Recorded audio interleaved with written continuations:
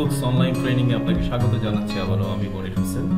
আমরা এই পর্যন্ত যতটুকু শিখেছি মোটামুটি আমরা ধীরে ধীরে আগাচ্ছি। আজকে আমরা শিখব estimate, delayed charge and delayed credit. এই তিনটা বিষয় আমরা ক্লিয়ার হয়ে নেব কিছুক্ষণের মধ্যে। প্রথমেই চলে আসি এস্টিমেট। এস্টিমেট মানে হচ্ছে আপনি আপনার কোনো একটা কাস্টমারকে একটা প্রপোজাল পাঠাবেন বা একটা কোটেশন পাঠাবেন, দ্যাট ইজ কল্ড এস্টিমেট। তো কাস্টমার সেই প্রপোজাল বা কোটেশন দেখে আপনাকে পরে সেটাকে অ্যাকসেপ্টেন্স পাঠাবে বা বলবে যে হ্যাঁ ঠিক আছে, দিস ইজ ফাইনাল, আপনি আমাকে প্রোডাক্ট বা সার্ভিস ডেলিভারি করেন। Alternatively this is quotation or this is sales order. এটাকেই আপনি সেলস অর্ডার হিসেবে ট্রিট করবেন। যে কোটেশনটা সেটাই সেলস অর্ডার, কারণ যখন আমরা সেলস অর্ডার ইনপুট করি, কারোর কাছ থেকে সেলস অর্ডার পাই, সেটাই ফাইনালি ইনভয়েসে বা বিলে কনভার্ট হয়। তো এটাই কুইকবুকসে এই দুটো জিনিসই এস্টিমেট থেকে করা হয়। ফাইন, আমরা শুরু করি তাহলে। আমি সেলস মেনু থেকেও কাজটা করতে পারবো। আগে সেলস মেনু থেকে দেখি, নিউ ট্রানজ্যাকশন, এস্টিমেট। এবার আমি কাস্টমার সিলেক্ট করব, একজন কাস্টমারকে সিলেক্ট করলাম। দেন এইখানে একটা স্ট্যাটাস দেখা যাচ্ছে যে এই যে এস্টিমেটটা, এটা বর্তমান স্ট্যাটাস কি? এটা বর্তমান স্ট্যাটাস হলো পেন্ডিং। দেন যখন এটা কাস্টমার অ্যাকসেপ্ট করবে, অ্যাকসেপ্টেড মানেই হচ্ছে এটা সেলস অর্ডারে কনভার্ট হয়ে যাওয়া। দেন হচ্ছে আমরা এটাকে ইনভয়েসে কনভার্ট করব। তাহলে আপাতত পেন্ডিং থাকুক।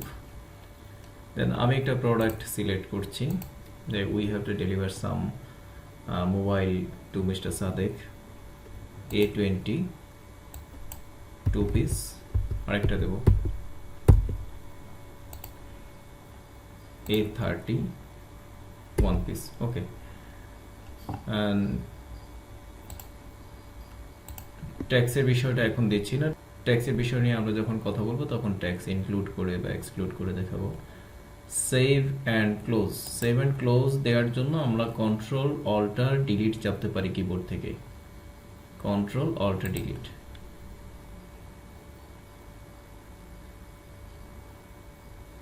তাহলে আমরা একটা প্রপোজাল পাঠালাম। এইভাবে ক্লায়েন্ট আমার কাছে যখন প্রপোজাল চাইবে যে give me a quotation or proposal, we can send the quotation from here. এখান থেকে করলাম। আরেকটা আমরা এখান থেকে করি, new, this new button you have to use this control button, this is very nice. এখান থেকে এটা একটা কন্ট্রোল সেন্টারের মতো, এখান থেকে সব কিছু করা যায়। হ্যাঁ, আমি ইনভয়েস করবো না, সরি এস্টিমেট করব। Then I am going to select another customer, Hussain Roni. Okay,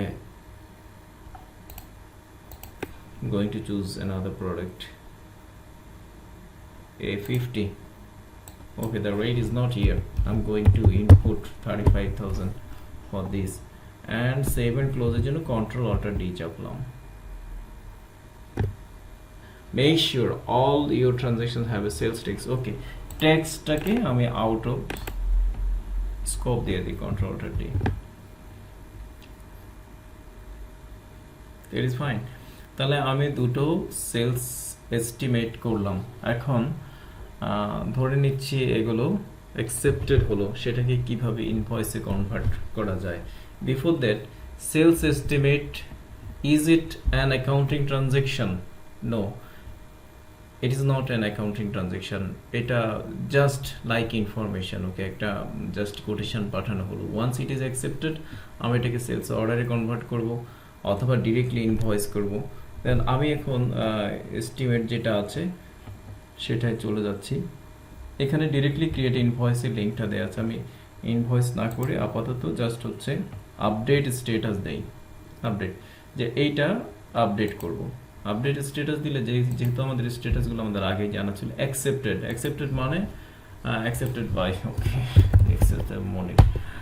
accepted date. আমরা যেহেতু আসলে ডেটটা তো কারেন্ট ডেটে দিয়েছি, তো কারেন্ট ডেটে দিয়েছে, এই ডেটে এটা অ্যাকসেপ্টেড হয়ে গেল। নাও দিস ইজ অ্যাকসেপ্টেড। এখানে আপনি স্ট্যাটাস দেখতে পাচ্ছেন অ্যাকসেপ্টেড, আর এটা এখন পেন্ডিং থাকলো। এখন আপনি চাইলে এটাকেও কনভার্ট করতে পারবেন ইনভয়েসে, এটাকেও কনভার্ট করতে পারবেন ইনভয়েসে। আমরা এখন এই এস্টিমেটগুলোর রিপোর্ট দেখব। যে ধরুন আপনি 10টা 12টা ক্লায়েন্টে এস্টিমেট বা প্রপোজাল পাঠালেন, কেউ অ্যাকসেপ্ট করলো, কেউ রিজেক্ট করলো, এগুলো স্ট্যাটাসগুলো টাইম টু টাইম আপডেট করে এবং সেই রিপোর্টটা দেখে যে আমার পেন্ডিং কয়টা আছে, কাকে আমার আরেকবার হাই হ্যালো করা দরকার বা নক করা দরকার। এই জন্য রিপোর্টটা খুব ইম্পর্টেন্ট। আমি চলে যাচ্ছি রিপোর্টসে গিয়ে রিপোর্টসের আজকে আমি একটা বিষয় বলবো যে এইখানে কুইকবুকসের এই রিপোর্টিং সেকশনটা according to my experience and my statement it is not good in arrangement.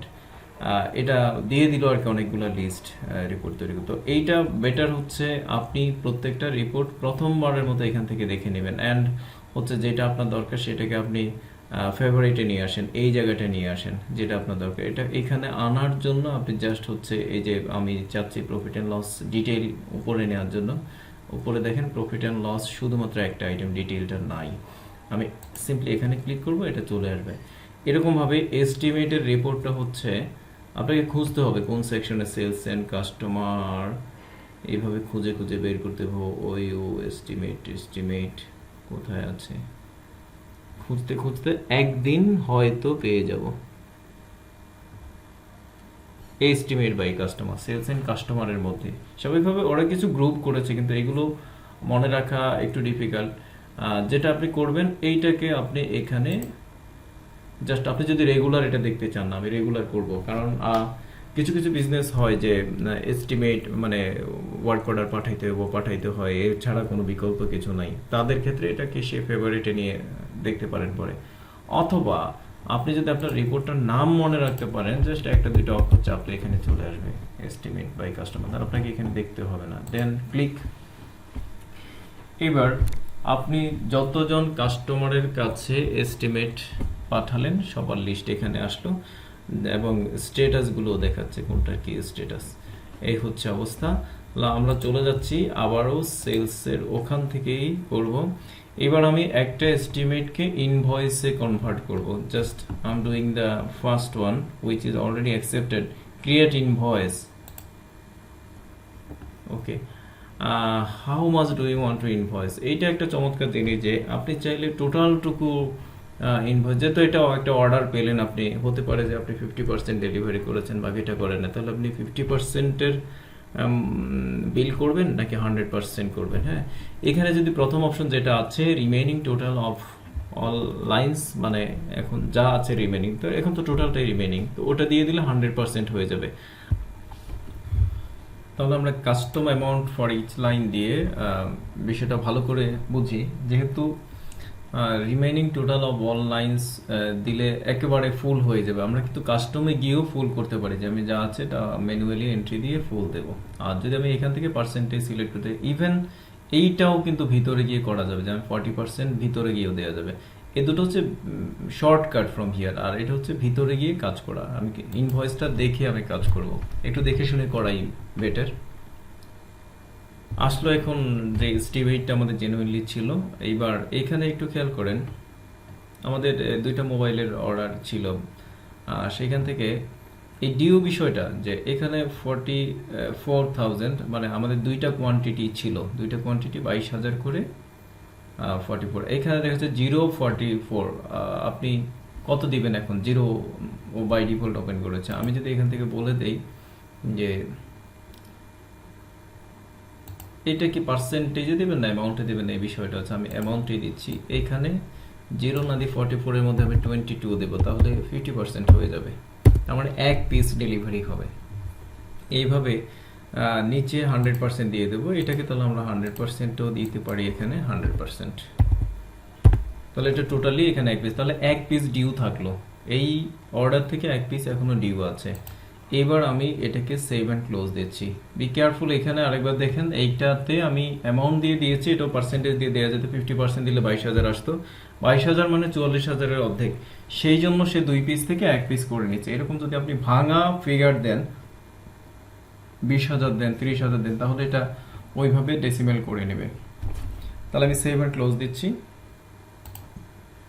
না, আমাদের দুইটা কাজ হয়ে গেল। আমরা একটা পার্শিয়াল ইনভয়েস করলাম, যেটা ইনভয়েস ভ্যালুটা অলরেডি হচ্ছে সেলস ইনকাম ক্রেডিট করে এবং রিসিভেবল ডেবিট করে ফেলেছে।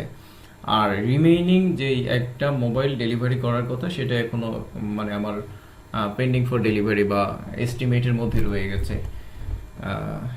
তাহলে আমি আগে একটু রিপোর্ট দেখে নিই, দুইটা রিপোর্ট দেখবো, একটা প্রফিট অ্যান্ড লস অ্যাকাউন্ট, দেন হচ্ছে ব্যালেন্স শিটে গিয়ে দেখবো যে সেইটা তার লেজারে হিট করেছে কিনা রিপোর্ট। প্রথমেই প্রফিট অ্যান্ড লস অ্যাকাউন্টটা যদি ডিটেইলি দেখি, profit and loss account,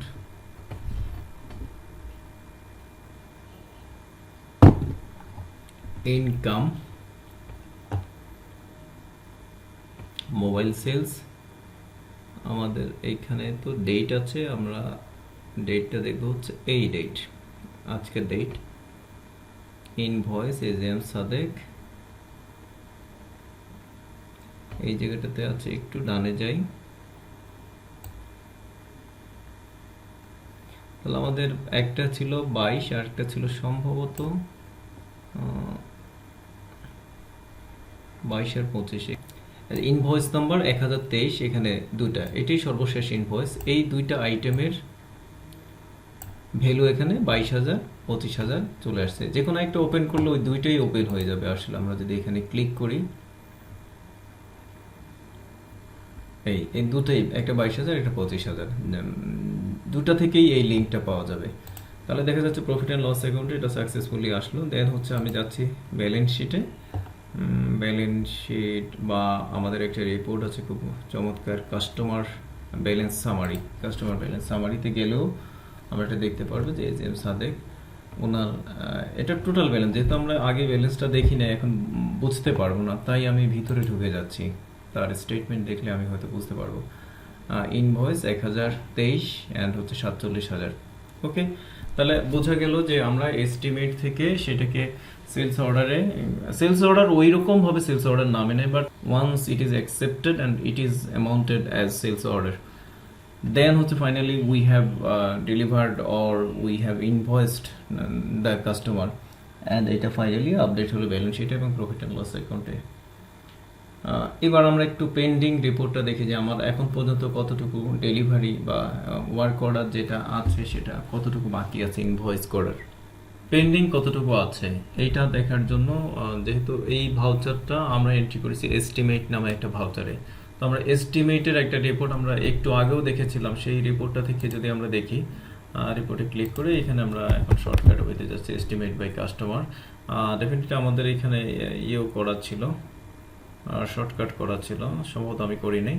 okay, estimate by customer এখানে যদি দেই, তাহলে আমার টোটাল এস্টিমেটটা থাকবে, this was the estimate, the genuine estimate number ওয়াজ 1001, দেন ইনভয়েসে গিয়ে হয়তো এটার নাম্বার চেঞ্জ হয়েছে ইনভয়েস নাম্বার হিসেবে, ইট ওয়াজ অ্যাকসেপ্টেড অ্যান্ড হচ্ছে এটার ডিটেইলে গিয়ে the genuine estimate was for 69,000, now I am going two C the detail.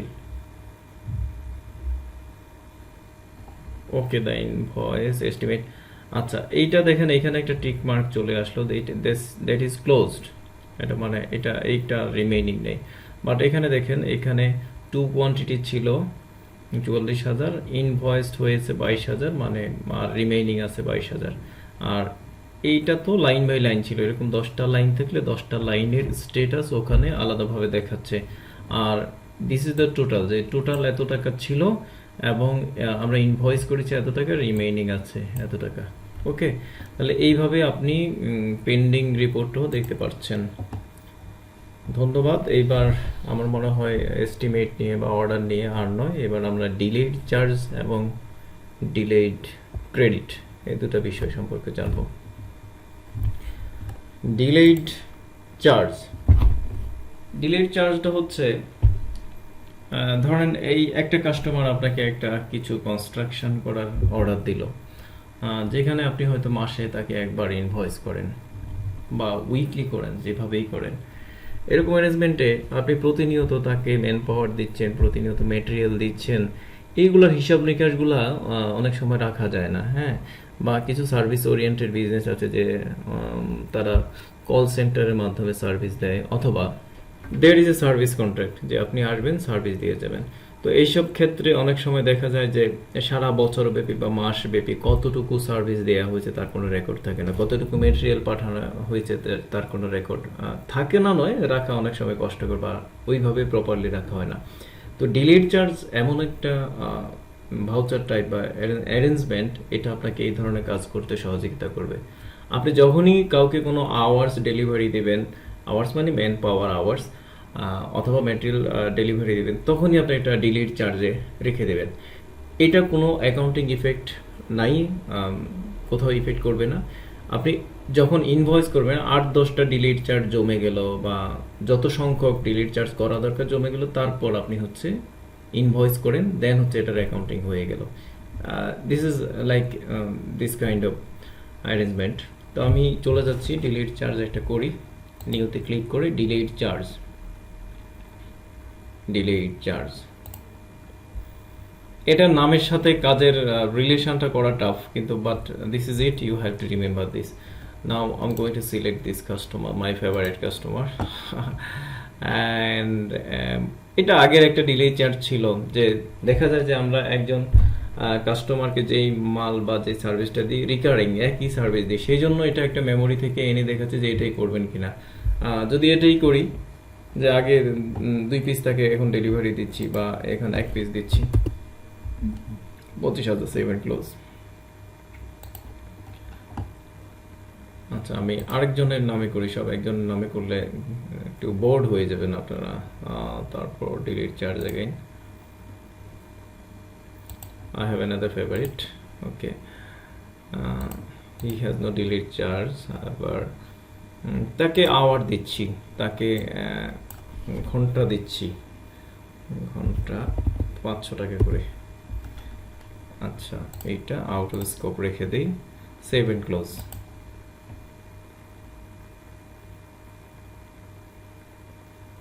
আচ্ছা, এগুলোর কোনো অ্যাকাউন্টিং ইফেক্ট হয়নি। আমরা এটা দেখার জন্য একটু আগে দেখে আসলে ভালো হতো ডেফিনেটলি। আমরা তো এখন ব্যালেন্স শিটের ফিগার আমাদের মুখস্থ নাই। আচ্ছা, তারপরেও ডিলিট চার্জ মানে আমি কাস্টমার সিলেক্ট করেছি আর কিছু প্রোডাক্ট সিলেক্ট করেছি, তো বেটার হয় আমি এখনই দেখে নিই কাস্টমার যদি চার্জ হয় তাহলে তো আমার কাস্টমার ইফেক্ট করবে। আমি 2টা কাস্টমারের লিস্ট দেখে নিই, যে ওনার ব্যালেন্স হচ্ছে 12,360, আর আরেকজন যে আছেন, আচ্ছা ওনার হোসাইন রনি, উনি রিসিভেবল লিস্টে নাই, তার মানে তার কাছে কোনো ব্যালেন্স নেই, দ্যাট ইজ ফাইন। এটা থেকে বোঝা গেল যে আমরা যে ডিলে চার্জটা করেছি এটার কোনো অ্যাকাউন্টিং ইফেক্ট হয়নি। যদি কাস্টমারকে ডেবিট করা হয়ে যেত তাহলে he would come in this list, তাহলে যেহেতু আসে নাই এটা আরেকবার প্রমাণিত যে হয়নি। তারপরেও আমি আরেকবার করছি আপনাদের বোঝার সুবিধার্থে, খুব 1 মিনিট না হয় সময় লাগবে। ডিলিট চার্জ,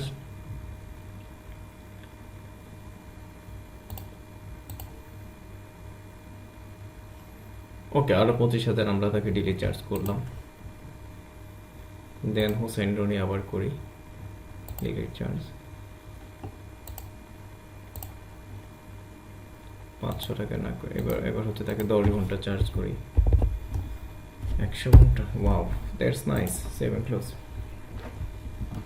আচ্ছা, অলরেডি আমরা রিপোর্টে আছে 12,360 যেভাবে ছিল ঠিক সেভাবেই আছে, আর হুসাইন রনি আসে না। আমরা যদি এটাকে রিফ্রেশ করি ফর ইউর কারেন্ট ইনফরমেশন, আপনি যেখানেই থাকেন না কেন ভাউচার করে আবার ওই স্ক্রিনে এসে রিফ্রেশ করার দরকার নাই, কুইক বুকস অটোমেটিক্যালি ব্যাক এন্ডে এটাকে রিফ্রেশ করে ফেলে। তো রিফ্রেশ করলেও এই ঘটনাই ঘটবে, কোনো চেঞ্জ আসবে না। হ্যাঁ, তবুও আমরা রিফ্রেশ করলাম আপনার কনফিডেন্সটা দেওয়ার জন্য। ইয়াস, তাহলে কোনো ধরনের চেঞ্জ নেই। নাও এই ডিলিট চার্জগুলো বা ডেলিভারিগুলো আপনি যেগুলো দিলেন, এটার এখন ইনভয়েস করবো আমরা। জাস্ট গোয়িং টু ইনভয়েস, আমি এখানে আছি যেন রিপোর্টটা আমরা এখান থেকে ইফেক্টটা দেখতে পারি বারবার আসা যাওয়া থেকে, এটাই better. Invoice, now going to select this customer, add হচ্ছে ওনার যত ধরনের যতগুলো ডিলে চার্জ করা ছিল সারা মাস জুড়ে আমি অ্যাড অল দিয়ে একেবারে করে ফেলতে পারি।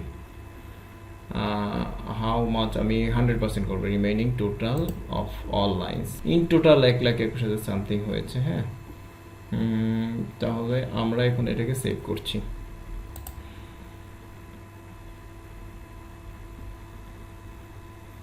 ওকে, এটা সাথে সাথে আপডেট হয়ে গেছে। অ্যান্ড হচ্ছে now I am going to do the same for Hussain Roni, invoice Hussain Roni and his delay charge estimate, এখানে একটা যেহেতু estimate ফাইনালি ইনভয়েসে কনভার্ট হয়, তাই এখানে এস্টিমেটও আসছে। তো আপনাকে সিলেক্ট করতে হবে যে আপনি কি সব এস্টিমেট এবং ডিলি চার্জ সবগুলো করবেন কিনা। আমি করতেই পারি, কোনো অসুবিধা নেই। অ্যাড অল, ওকে, এটা 100% দিয়ে দিই।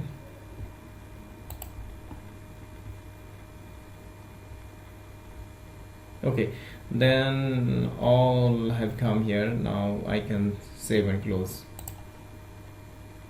তাহলে এইভাবে ডিলে চার্জ এবং এস্টিমেট থেকে আমরা এটাকে, এস্টিমেট থেকে তো আমাদের আগেই দেখা হয়েছে যে ইনভয়েসে কিভাবে কনভার্ট করতে হয়। নাইস। নাও আমরা দেখলাম হচ্ছে ডিলে চার্জ থেকে কিভাবে ইনভয়েসে কনভার্ট করতে হয়। That's fine. তাহলে ডিলে চার্জও মোটামুটি আমরা করে ফেলেছি। Now another thing, that is delay credit. Delayed ক্রেডিটটা হচ্ছে ঠিক অপোজিটটা ভাবেন। ডিলেড ক্রেডিটটা হচ্ছে ঠিক অপোজিটটা ভাবেন। কিসের অপোজিট? ডিলে চার্জের অপোজিট।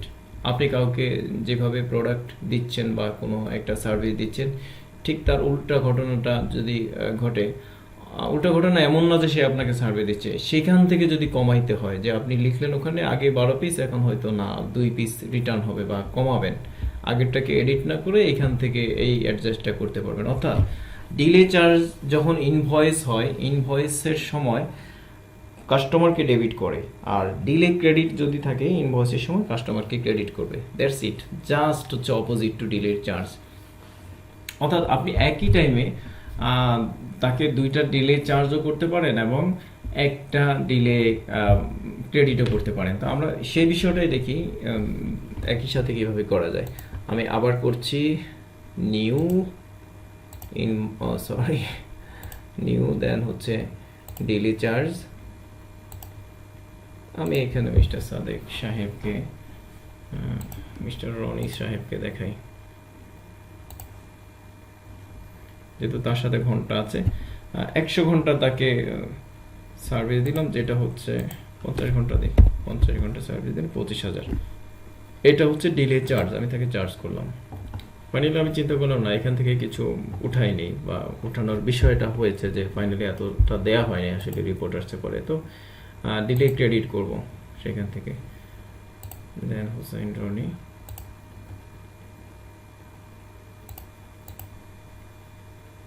আওয়ার্স, আমরা ওখান থেকে 20 ঘন্টা, 50 থেকে 20 কমালাম। এটা সম্ভবত 500 করেছিল নাকি, 500 করেছিল। তাহলে 10,000 টাকা কমাবো, মানে 50 ঘন্টা থেকে 20 ঘন্টা কমে যাবে, ফাইনালি 23 ঘন্টার বিল হবে। Save and close, something's not quite right. Which one? এইটা। ওকে, এখনো কোনো তার অ্যাকাউন্টের সাথে এটা সম্পর্ক হয়নি। যখন আমরা ইনভয়েস করব তখন হবে। Going to invoice now, and Hossain Roni. এবার এখানে দেখেন পপ আপ মেনুতে তার চার্জ ছিল 25,000 অ্যান্ড ক্রেডিট 10,000। তাহলে আমরা দুটাকেই অ্যাড করে নিই, তাহলে এখানে অটোমেটিক্যালি অ্যাডজাস্ট হয়ে যাবে। 25 অ্যান্ড -20, 50 অ্যান্ড -20। তাহলে I am going to save and close. আরেকবার দেখে নেন ভালো করে, দেখেন, এই দেখেন, সেভ অ্যান্ড ক্লোজ।